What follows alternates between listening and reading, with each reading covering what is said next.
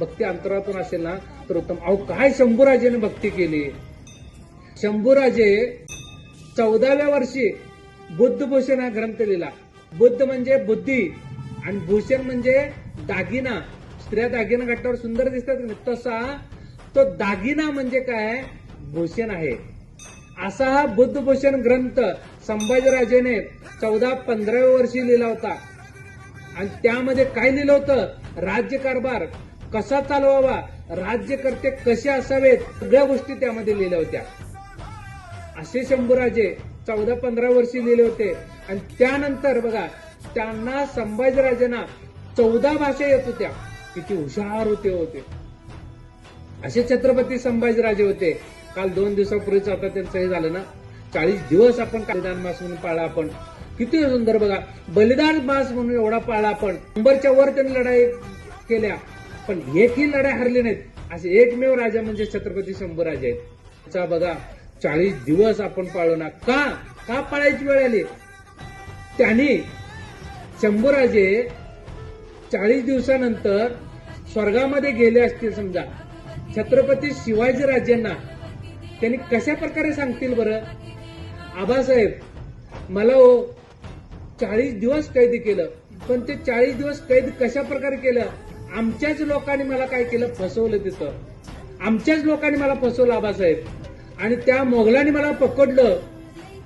आमच्या लोकांनी जर मला फसवलं नसतं ना तर त्या टाप नव्हता मोगलांनी फसवायचा. ती दिल्ली काबीज केली होती आबासाहेब आम्ही, पण आमच्या लोकांनी मला फसवलं आणि मला तिथं साखळदंडाने बांधले गेले आबासाहेब. त्यावेळेला बघा साखळदंडाने बांधल्यानंतर माझ्या अंगाचं साल्ट काढायला लागले ते आबासाहेब. मला तलवारीनं वार केले त्यांनी बरेच. रक्तबंबाळ होत होते. आपल्याला नुसतं सुई टोचायचं असलं, ऑपरेशन करायचं असलं, आपण भूल द्या म्हणतो. शंभूराजांना बघा, विचार करा तुम्ही. तलवारीनं वार करत होते पण तिथं कुठलं मलम लावत नव्हते, त्याच्यावर मीठ चोळत होते. काय इजा झाले असतील माझ्या शंभूराजांना. आबासाहेबांना सांगतायत ते. आबासाहेब बघा, त्यानंतर मी जगदंब जगदंब म्हणत होतो, पण जगदम जगदम शब्द ऐकून त्यांनी माझी नख काढली. आबासाहेब आपल्याला थोडस नकात टोचल्यानंतर काय होतं बघा, विचार करा. आबासाहेबांना सांगतायत तरी स्वर्गात गेल्यानंतर माझी नख काढली आबासाहेब, तरी पण मी जगदम जगदम हा शब्द सोडला नाही आबासाहेब. पण त्यानंतर पण त्यांनी बघा या कानाने तुमचा मंजूळ मंजूळ आवाज ऐकलेला आबासाहेब, त्या कानामध्ये माझ्या उकळतं तेल वतलं आबासाहेब, तरी त्यांना समाधान झालं नाही त्यातून. नंतर मला आबासाहेब त्यांनी काय काय केले, माझ्या डोळ्यामध्ये बघा सळसळत्या तप्त अशा सळ्या गाठल्या त्यांनी. ज्या डोळ्यानं स्वराज्य पाहिलं त्या डोळ्यामध्ये बघा डोळे काढले गेले आबासाहेब. आणि त्यानंतर माझं मुख, माझं तोंड अखंड नामस्मरणात होतं. काय, जगदंब जगदंब जगदंब म्हणून त्यांनी काय केलं, माझी जीवच छटली गेली आबासाहेब.